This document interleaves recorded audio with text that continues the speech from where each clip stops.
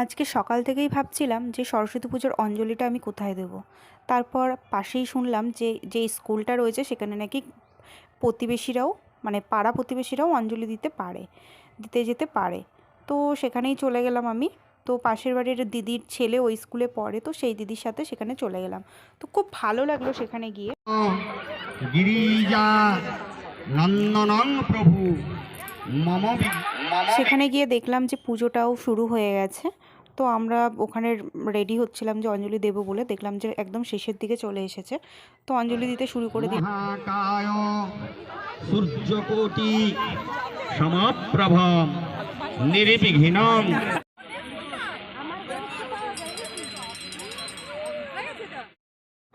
আর ঠিক সেই সময়ে দেখছি এখানে অঞ্জলি দেওয়ার পরে যে লাভ বেলুন দিয়ে এই সুইমিং পুল টাইপের তৈরি করা হয়েছে। তো এটাকে সাজানো হয়েছে। তো সরস্বতী পুজো এবং ভ্যালেন্টাইন্স ডে দুটোই যেন একসাথে উদযাপিত হচ্ছে, দারুণ লাগলো কিন্তু।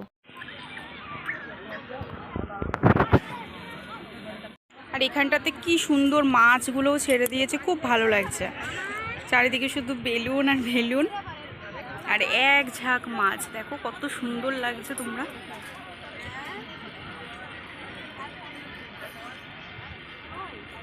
একটু জলটা নাড়িয়ে দিই।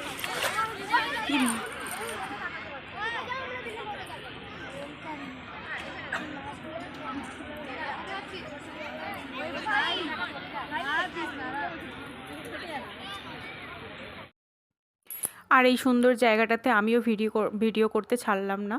তো আমিও ওই সুন্দর জায়গাটা উপভোগ করলাম, ভিডিও করে নিলাম একটু। তো চারি সাইডে খুব সুন্দর লাগছে।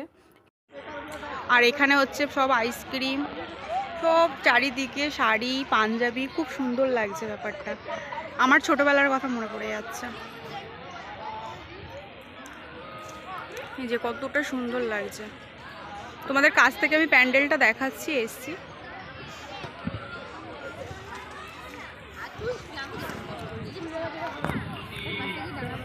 এখনো পূজা পাঠ হচ্ছে, মানে অনেকক্ষণ টাইম নিয়ে হচ্ছে। স্কুলের পরিবেশটা খুব সুন্দর। এই যে এটা হচ্ছে বড় একটা মেস, এটা গার্লসদের, আর এই পাশটাতে রয়েছে বয়েজদের।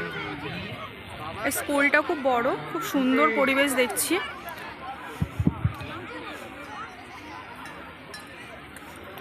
অনেক দিন পর এরকম একটা স্কুলে এসে অঞ্জলি দিতে পেরে খুব ভালো লাগছে। এই যে কাছ থেকে হচ্ছে, খুব সুন্দর লাগছে। এখানটাতে খুব সুন্দর করে সাজিয়েছে, সব বেলুন টেলুন সাজিয়েছে, খুব ভালো লাগছে। বেলুনগুলো আস্তে আস্তে হয়ে যাচ্ছে।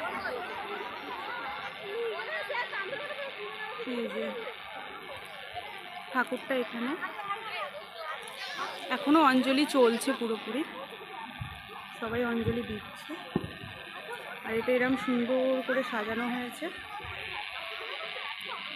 সুন্দর করে সাজিয়েছে, ভালো লাগছে। এটার কথা বলছিল তো,